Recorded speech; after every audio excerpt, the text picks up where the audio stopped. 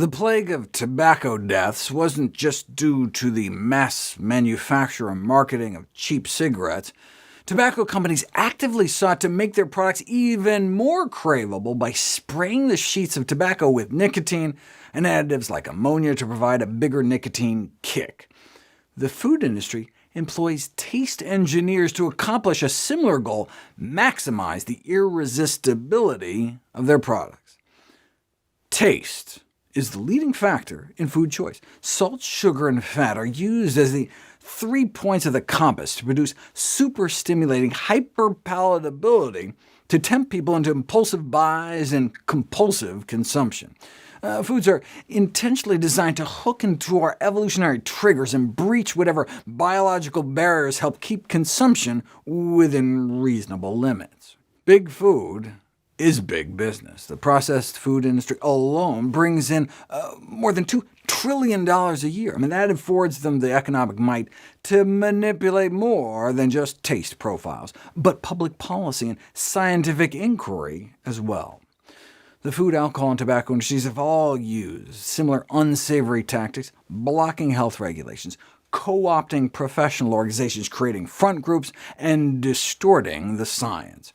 The common playbook shouldn't be surprising given the common corporate threads. At one time, for example, Philip Morris owned both Kraft and Miller Brewing.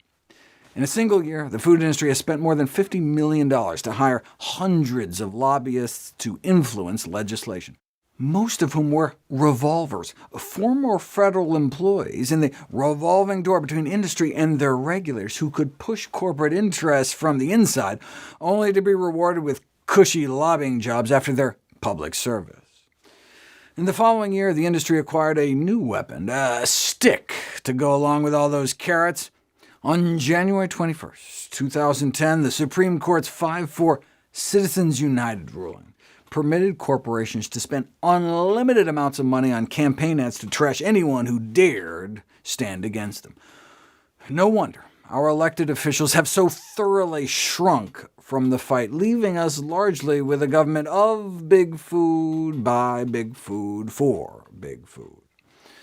Globally, a similar dynamic exists. Weak tea calls from the public health community for voluntary standards are met with not only vicious fights against meaningful change, but massive transnational trade and foreign investment deals that cement protections of food industry profits into the laws of the lands.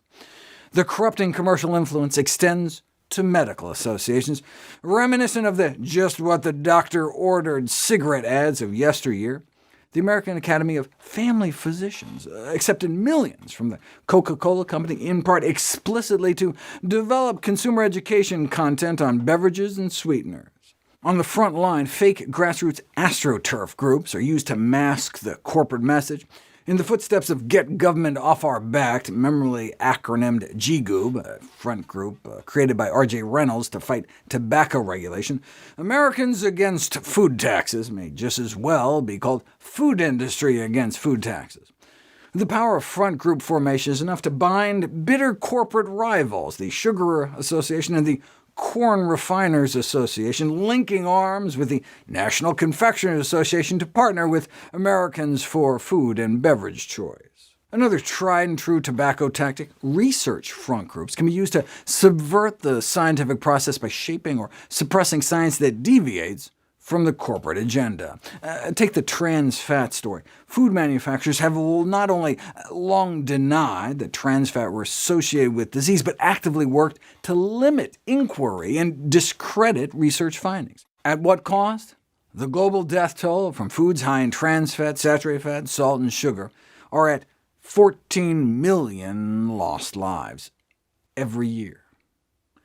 The inability of countries around the world to turn the tide on obesity is not a failure of personal willpower, said the Director General of the World Health Organization.